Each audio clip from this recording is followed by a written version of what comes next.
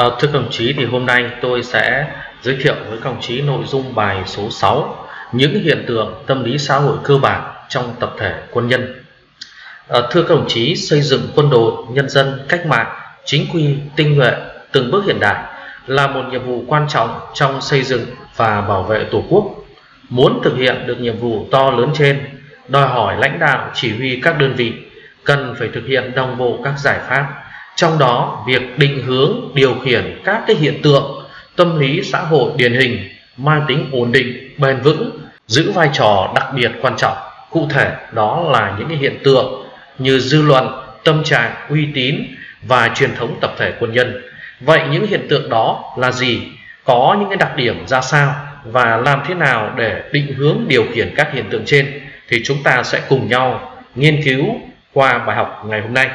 Bài số 6, các hiện tượng tâm lý xã hội cơ bản trong tập thể quân nhân.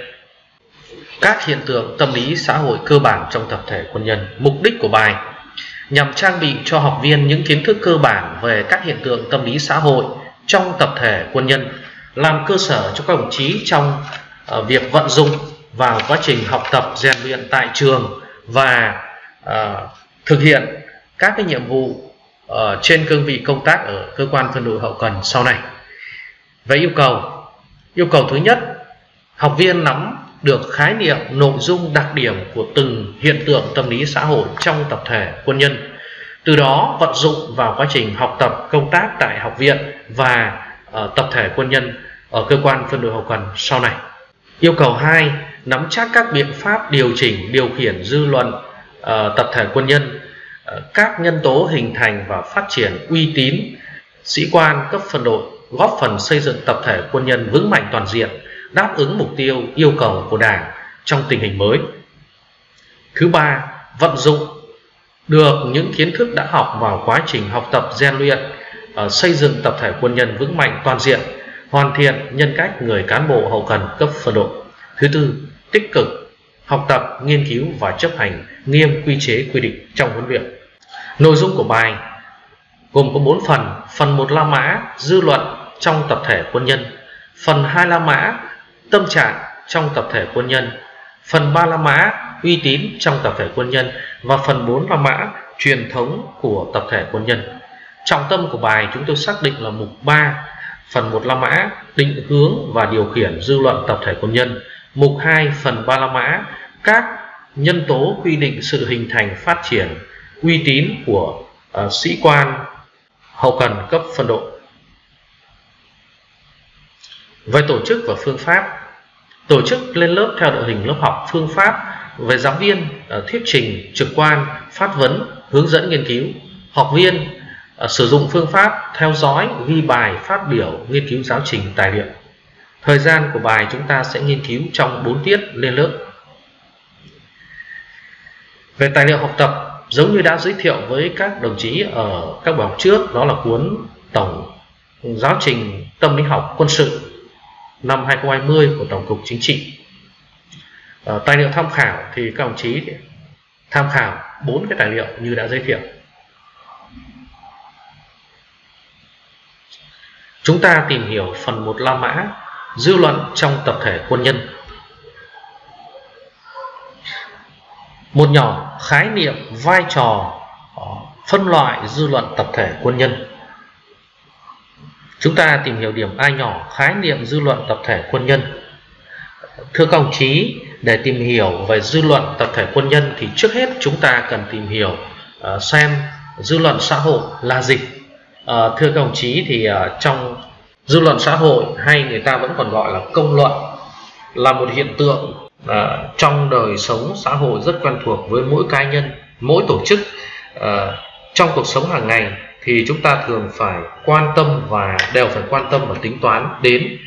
Về mặt thuật ngữ thì dư luận xã hội theo tiếng Anh thì được cấu tạo bởi 2 từ, đó là public, cộng đồng, và opinion là ý kiến. 2 từ này ghép lại thì sẽ thành là public opinion, đó là dư luận xã hội. Thì người đầu tiên sử dụng thuật ngữ này chính là nhà văn, nhà hoạt động xã hội người Anh John Sunbury vào năm 1159, và từ đó đến thế kỷ thứ 18 thì thuật ngữ này được mọi người công nhận và sử dụng một cách phổ biến cho đến ngày nay. Và cho đến nay thì thưa các đồng chí là có rất nhiều những quan niệm khác nhau về dư luận xã hội. Ví dụ như các nhà nghiên cứu dư luận xã hội ở Liên Xô cũ thì định nghĩa dư luận xã hội là sự phán xét, đánh giá của các giai cấp tầng lớp, cộng đồng xã hội đối với các vấn đề mà họ quan tâm. Thế còn nhiều nhà nghiên cứu dư luận xã hội ở Mỹ thì cũng đưa ra định nghĩa tương tự, nhưng họ sử dụng khái niệm công luận. Công luận là sự phán xét, đánh giá của cộng đồng xã hội đối với các vấn đề có tầm quan trọng và được hình thành sau khi có sự tranh luận công khai. Thì đây là cái khái niệm mà của Young 1923. Thế thì ở Việt Nam thì các nhà nghiên cứu tâm lý học cũng như là dư luận xã hội thì cũng đưa ra định nghĩa của mình. Dư luận xã hội là sự thể hiện tâm trạng xã hội, phản ánh cái sự đánh giá, biểu thị thái độ của nhóm xã hội lớn, của nhân dân nói chung về các cái hiện tượng xã hội đại diện cho lợi ích xã hội cấp bách trên cơ sở những cái quan hệ xã hội đang tồn tại. Ở đây là cái khái niệm của giáo sư Vũ Dũng trong cuốn Tâm lý học xã hội xuất bản năm 2003, thì cũng là một cái khái niệm mà được khá nhiều người sử dụng trong các cái nghiên cứu của mình. Thế thì từ khái niệm này, từ những cái khái niệm của các nhà nghiên cứu đi trước thì chúng ta có thể thấy rằng đa số các nhà nghiên cứu đều cho rằng dư luận xã hội ở đây là cái sự phán xét, đánh giá, biểu thị thái độ của các nhóm xã hội hay cộng đồng xã hội về các cái hiện tượng mà họ quan tâm hoặc là liên quan đến cái lợi ích, nhu cầu của họ. Thế từ khái niệm trên thì kế thừa các khái niệm trên thì với cộng với cái sự hiểu biết của các đồng chí thì các đồng chí cho biết dư luận tập thể quân nhân là gì? Mời các đồng chí.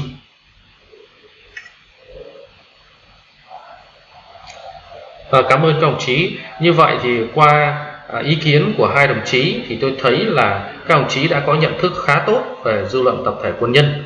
Từ khái niệm dư luận xã hội ở trên và ý kiến của hai đồng chí thì chúng ta có thể đi đến cái thống nhất về khái niệm dư luận xã hội theo tiếp cận tâm lý học. Dư luận tập thể quân nhân theo tiếp cận tâm lý học là sự phán xét, đánh giá, biểu thị thái độ chung của tập thể đối với sự kiện, hiện tượng xảy ra có liên quan đến nhu cầu, lợi ích của đa số các thành viên trong tập thể. Và tôi nhắc lại cái khái niệm này, dư luận tập thể quân nhân là sự phán xét, đánh giá, biểu thị thái độ chung của tập thể đối với các hiện tượng xảy ra có liên quan đến nhu cầu, lợi ích của đa số các thành viên trong tập thể. Thì khi nghiên cứu khái niệm này thì chúng tôi có một số lưu ý đối với các đồng chí như sau. Thứ nhất, dư luận tập thể quân nhân là sự phán xét, đánh giá và biểu thị thái độ chung của cả tập thể hoặc đa số các thành viên trong tập thể. Ở nội dung này thì chúng ta có thể thấy là dư luận tập thể quân nhân có thứ nhất là cái sự phán xét, đánh giá. Cái sự phán xét, đánh giá này nó xem xét cái hiện tượng, sự kiện đó là đúng hay sai, là phù hợp hay không phù hợp với nhu cầu, lợi ích của cá nhân hay tập thể. Và những cái điều này nó thể hiện tính tư tưởng, tính thống nhất của tập thể. Ở đây sự phán xét, đánh giá, biểu thị thái độ chung nghĩa là có sự thống nhất trong tập thể. Và nếu cái sự phán xét, đánh giá đơn thuần thì chưa phải là dư luận, mà dư luận phải được biểu thị bằng thái độ chung của các thành viên trong tập thể về các cái sự kiện, hiện tượng đã xảy ra. Ví dụ dư luận phán xét quy ước thì đây là một cái loại phán xét khá thông dụng trong những cái văn bản pháp quy, ví dụ như là mọi quân nhân phải chấp hành nghiêm các chế độ nề nếp của đơn vị. Thì đấy là dư luận phán xét, nếu quân nhân nào vi phạm các cái chế độ nề nếp của đơn vị sẽ bị dư luận tập thể quân nhân lên án và bị xử lý theo quy định của đơn vị. Cái đặc trưng cái điểm chú ý thứ hai đó là dư luận xã hội, dư luận tập thể chỉ xảy ra khi những sự kiện hiện tượng có liên quan đến nhu cầu lợi ích của tập thể hoặc đa số các thành viên trong tập thể. Trong hoạt động sống hàng ngày thì luôn xảy ra các cái sự kiện hiện tượng khác nhau, nhưng không phải cái sự kiện hiện tượng nào cũng hình thành được dư luận tập thể. Nếu những cái sự kiện chỉ có những cái sự kiện mà liên quan trực tiếp đến nhu cầu lợi ích của cá nhân hay tập thể thì nó mới nhanh chóng trở thành dư luận, và ngược lại thì dư luận có thể hình thành chậm, có thể kém thống nhất hay là không hình thành, thì nó tùy thuộc vào cái mức độ liên quan giữa cái vấn đề, cái sự kiện đó đối với nhu cầu lợi ích của các thành viên trong tập thể. Chẳng hạn như là cái vấn đề thay đổi cán bộ lãnh đạo chỉ huy đơn vị thì có thể sẽ nhanh chóng trở thành dư luận trong tập thể quân nhân, vì cái sự thay đổi bởi vì cái sự thay đổi cán bộ lãnh đạo chỉ huy đơn vị nó có ảnh hưởng trực tiếp đến quân nhân, thì sẽ xuất hiện những cái luồng dư luận, ví dụ như đồng chí cán bộ mới đó có nghiêm khắc hay không, tính khí ra sao, trình độ chuyên môn thế nào, vân vân. Thì đó chính là cái dư luận xã hội, nó liên quan trực tiếp, ảnh hưởng trực tiếp đến nhu cầu quyền lợi của đội ngũ cán bộ, của đội ngũ của đội ngũ quân nhân.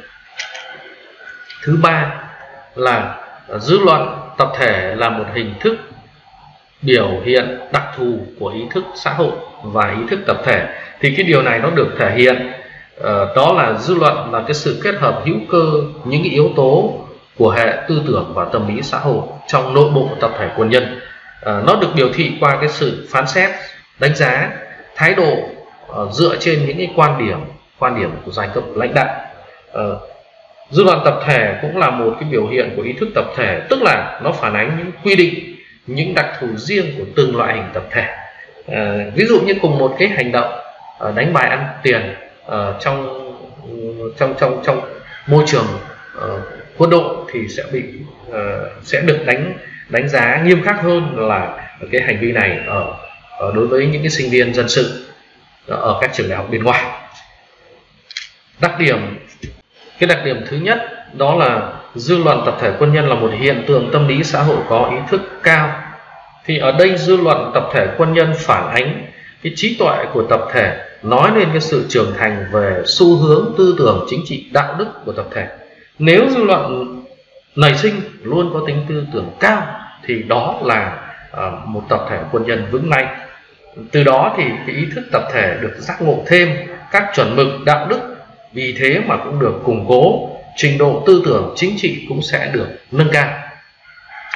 Thế còn cái đặc điểm thứ ba, dư luận tập thể quân nhân thì có thể hình thành chậm, nhưng sự biến đổi sẽ có thể kém linh hoạt. Dư luận tập thể quân nhân hình thành có thể nhanh hoặc chậm, nhưng sự biến đổi kém linh hoạt. Thì ở cái đặc điểm này thì chúng ta có thể thấy dư luận tập thể nó phụ thuộc vào nhiều yếu tố, nên có thể diễn ra nhanh hoặc chậm, và thường không biến đổi khi đã được hình thành.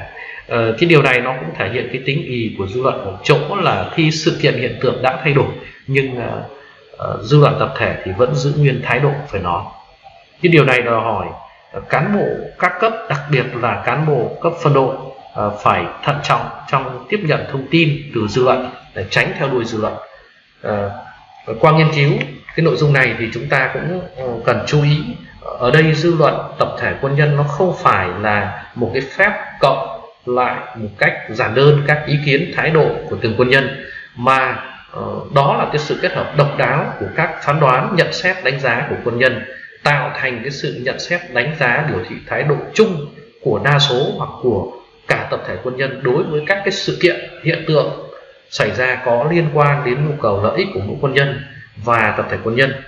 Như vậy thì có thể thấy dư luận ở đây chính là sự phán xét, đánh giá, sự biểu thị thái độ chung của tập thể quân nhân. Phân loại dư luận tập thể quân nhân. Nội dung này đề nghị các đồng chí học viên chúng ta sẽ nghiên cứu trong giáo trình trang 129, trả lời câu hỏi có những cái cách phân loại dư luận tập thể quân nhân nào. Chúng ta sẽ nghiên cứu giáo trình và trả lời giúp tôi câu hỏi như vậy. Để chúng ta sang cái nội dung tiếp theo, điểm C nhỏ, vai trò của dư luận tập thể quân nhân. Thì có thể nói trong tập thể quân nhân thì dư luận có vai trò hết sức to lớn trong hoạt động của mỗi quân nhân cũng như của cả tập thể. Và cái điều này nó được biểu hiện ở 3 cái điểm như sau. Thứ nhất là dư luận tập thể kiểm tra đánh giá các quân nhân trong tập thể. Thứ hai là dư luận tập thể định hướng điều khiển thái độ, hành vi, nhân cách của quân nhân và tập thể quân nhân. Và thứ ba, dư luận tập thể để kích thích, thúc đẩy hoạt động của mỗi quân nhân và tập thể. Như vậy có thể nói là dư luận xã hội có cái tác động mạnh mẽ đến cái quá trình hình thành và phát triển của tập thể cũng như đối với mỗi quân nhân.